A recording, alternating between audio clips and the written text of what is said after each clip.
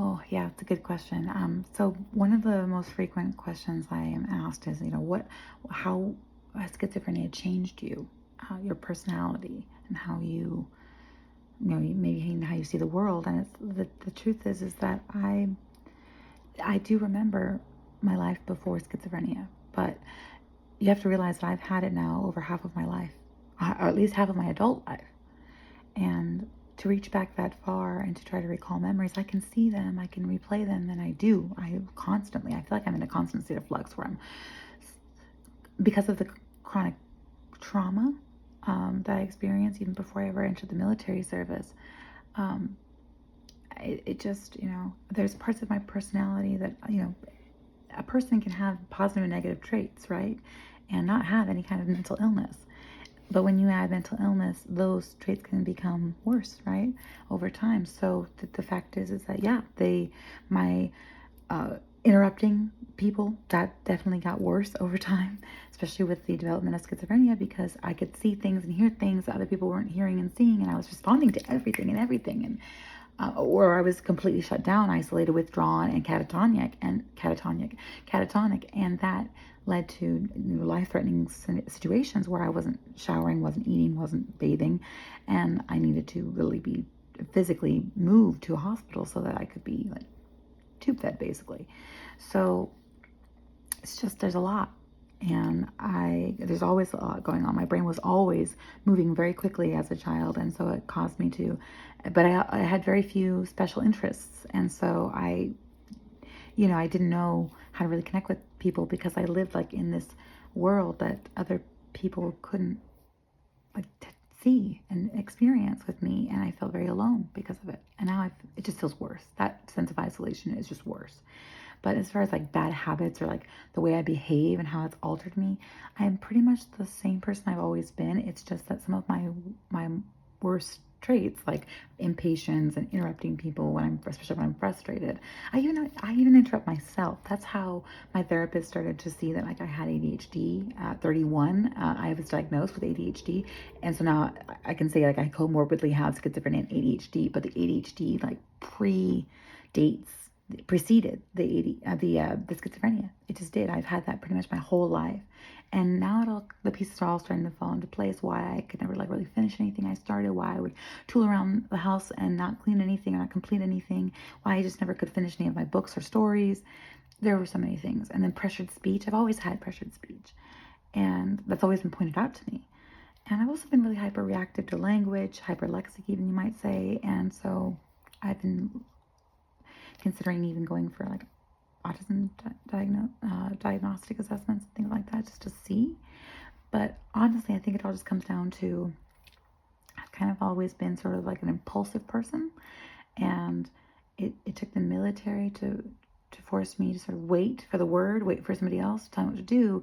And then I got into this whole scrupulosity thing about always having to do the right thing, being in the right place, being at the right time, right uniform and all of that, being early to everything. And then the voices as they developed started to sort of just come sort of sneak in on me, and I thought they were people I knew. So I would get into arguments with people and I would say, why would you say that? Or I would start accusing people of like calling me names and starting to attack me, and I would get so frustrated because I didn't understand that this was schizophrenia. Now, schizophrenia is in my family. I wouldn't say runs in my family, but I know of at least one person in my family, my grandmother's twin brother, who had schizophrenia. And so genetically I was more likely to develop it than somebody who didn't have it already in their gene pool. And so that's just sort of like how it's been for me. But that doesn't mean that everybody who has schizophrenia hears voices and sees things like I do. Everybody experiences it differently. But in terms of, negative traits, it's just sort of like makes me more impatient, makes me more irritable. Because of my military background too, it really butts up against that natural compulsion I have to just sort of go with the flow and sort of like just go to wherever my creative imagination takes me. And like that's what allows me to like build worlds. And sometimes I credit my ADHD with like that. At least sometimes I can lock in to like that hyper focus. And when I'm in that hyper-focused mode, like that's when I get stuff done. That's when the shit gets done. And I'm so proud. I'm like, oh, I did it. Yes. Slaying that game. But then I side quest or sidebar. And then I get like, before I know it, I've got 100 tabs open and I have no idea what I was even doing to begin with. Like the last video I started to record, I completely forgot the whole topic, what I was talking about, like as soon as I started saying it. And it's like that constantly, where I'm constantly trying to reorganize my thoughts and edit. I'm self-editing, self-correcting, self-interrupting. And I just have constantly like 12 different channels going on. That's all internally, okay? That was all present prior to schizophrenia. I just didn't know it because I guess I didn't come across as like a hyperactive person, but yeah, it's present. It just is in bursts now instead of sort of constantly pouring out of me, you know. And that's just who I am. But yeah, for sure, there are definitely things that get worse. Like I definitely yell. It's a really bad habit. I grew up with a mom who yelled and people around me who yelled a lot. And then I joined the military where people yelled and barked at each other. And, you know, I grew up in a home where like teasing, sarcasm, that was not, that was a, so sarcasm to me is a weapon. My mom had talked about how sarcasm was used as a weapon during her childhood and upbringing. And so therefore she sort of raised us to sort of say what you mean and mean what you say and speak kindly to people. And so I didn't grow up going around town going like, what's up, bitch? You know what I mean? To my friends. I was just like, hey, Beastie, my best friend. You know, I didn't use that kind of language, so I didn't understand. So I was always very sensitive. I didn't understand the roasting trend or the roasting like culture.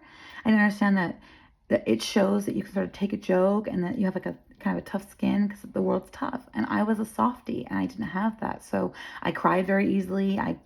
Anything that I considered to be unfair, which is me not being treated the same as I saw other people being treated. So I still have that sense of like justice and a need for that. And sometimes that might come across as a little self-righteous, but it's not intended to. It's just, I believe strongly in human rights and I can't stop feeling that way. I can't stop being who I am. But that doesn't mean that I don't stop to listen and consider the other perspectives out there. It's just sometimes it's hard for me, and especially in interpersonal relationships, because I was in a relationship for many years where I was gaslit clinically, and I've gone through a lot of trauma therapy for that. But that has an effect on your mind, how you think about other people, how you view people, especially who claim to love you. I personally feel that people use the word love way too, flippantly, very too casually, hey, oh my God, I love you. Oh my God, I love you, all the time in our society here in America. And I grew up learning French and studying French just because I'm a language person. And like I said, hyperlexic even. And so language is my thing. And when I had to use it in the military, that was my job in the military, was to translate, interpret, and translate meaning, and then to apply those translations to real world scenarios where lives were on the line. So we needed to be perfect. There was no margin for error because there was literally a human life on the other end of that, that receiving end of that signal. And so going from those high stakes environment and then becoming a teacher where your language is everything to kids and everything for and with and about kids is sacred to me. So it's just what is added to my life is more external stimuli that my brain is having an even harder time processing, and that makes me more impatient and quick to anger and sort of lashing out. And it took me so long to hide and mask this and try to like tamp it down and try not to react to the voices or the things that I was seeing, because I was seeing body parts. I see decapitated heads. I see fascia. I see bloody faces. I see faces with distortions, like holes, gaping holes where the face should be. And that's what I contend with all the time. And it's just taken me so many years of practicing just like grounding and like mindfulness, and you're safe, and you're in your bed and you're warm, cozy, whatever it is, material that you're touching. But the thing is, my brain just explodes into all these different directions, and I can't concentrate even to stop thinking about anything. I just can't clear my mind. And I'm constantly being excoriated and threatened and told to kill myself. And my voices are persecutory. They are always attacking me. They try to force me to hurt myself, but they've never commanded me or tried to make me hurt anybody else around me. It's always been me trying to like hurt myself in order to make it stop. And that's where like all of the hospitalizations come in. So yeah, I mean, I'm like the one who everybody has to worry about in my family because I always end up in the hospital every few years. without fail, I've been hospitalized for severe suicidal ideation or suicide attempt related directly to inability to cope with treatment-resistant schizophrenia, treatment-resistant psychosis, a constant state of not knowing what is real. Who am I talking to? Are you real? Am I real? Like, I will say one thing that schizophrenia has given me that at least I can say this. I actually don't feel as crazy as I realize the rest of the world is feeling, especially right now at this place in our history, especially here in the United States. I live in Seattle right now. I'm from California. I just don't have the same mindset that many people do, but I can cognitively empathize. I can understand where other people are coming from, why there was so much anger, and what led to where we are now. But when it comes back down to like what schizophrenia has done to me, oh, it's completely destroyed almost every part of my life, and I've had to constantly rebuild and start over again. And I've gone from job to job to job. I mean, I've worked since I was 16, but I haven't had steady benefits, steady medical health insurance, steady everything. I just haven't had that stability. And I've been homeless. I've been in domestic violence shelters. You name it. Like I've been homeless in Australia. It's a journey. And if you want to know more, I would be happy to share even more with you about this crazy, mad existence that is schizophrenia. And hope you'll join me. I have an AMA coming up. If you want to like jump on live and ask me questions, anything you want to know, like I'm an open book at this point. Like let them come for me. Like let them come for me, because I have nothing at this point to be ashamed of about this, especially this. And yeah, I hope you'll join me at the second weekend of May. I will have a live Ask Me Anything session. Feel free to, again, ask me anything about schizophrenia or even chronic PTSD. I'm not answering specific questions related to my military experience right now. I don't feel comfortable because the nature of my job means that OPSEC, and I actually do care about things like national security as opposed to current leadership.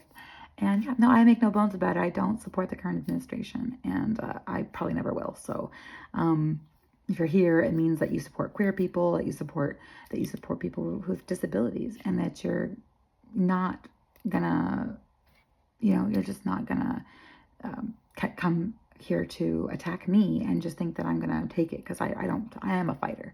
But this is supposed to be a safe space to be able to have really frank and honest conversations about mental health. And in my case, I'm one of 1.5 million people in the United States who has schizophrenia. But I'm one of even fewer people that I can think of, or if any, that is actually out there publishing science fiction and talking about it as openly as I am. We have a couple of advocates out there, other people who suffer from schizophrenia, and they advocate for the community, through the lens of their own lived experiences.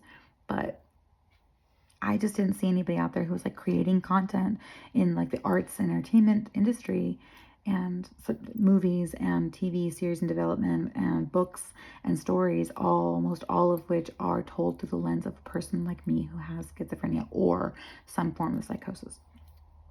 And so, yeah, it's all supposed to be about authenticity and raw. And everybody says, oh, just be authentic. And it's like, okay, well, here it is, the ugly, raw, like unadulterated truth about schizophrenia. It's a waking nightmare. There is no rest. There is no reprieve.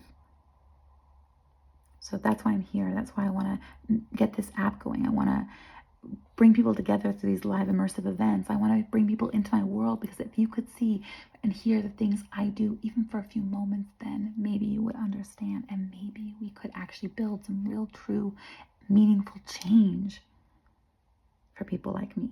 Maybe we could finally have some more positive outcomes. Maybe there would be fewer people on the street.